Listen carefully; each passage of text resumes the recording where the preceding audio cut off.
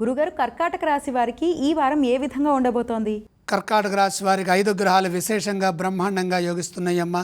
4 గ్రహాలు ఏకాదశంలో బుధ, రవి, గురు, శుక్రుడు, తృతీయంలో కేతువు. ఎన్ని గ్రహాలు ఏకాదశంలో అధికంగా యోగిస్తాయో అంత మేలు జరుగుతుంది. అత్యధికంగా 4 గ్రహాలు యోగిస్తున్నాయి.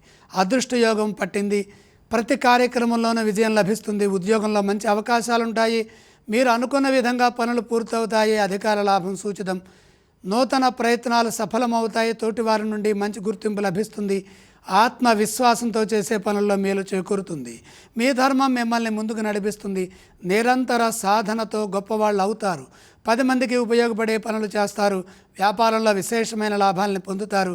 వ్యాపారపరంగా ఉన్నత స్థితిని సాధిస్తారు. తగినంత పురోగతి కూడా ఉంటుంది.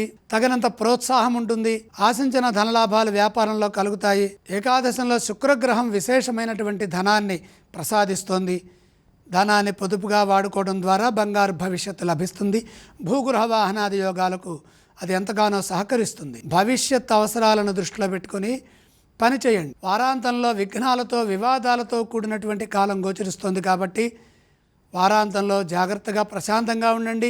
ప్రశాంత జీవనం లభించే విధంగా మీ వంతు ప్రయత్నం మీరు చేయండి. గురుగారు, కర్కాటక రాశి వారు ఏ స్తోత్రాన్ని పఠించాలి?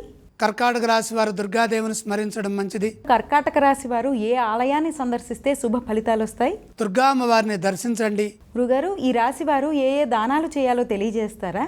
చంద్రప్రీతిగా బియ్యం దానం చేయండి.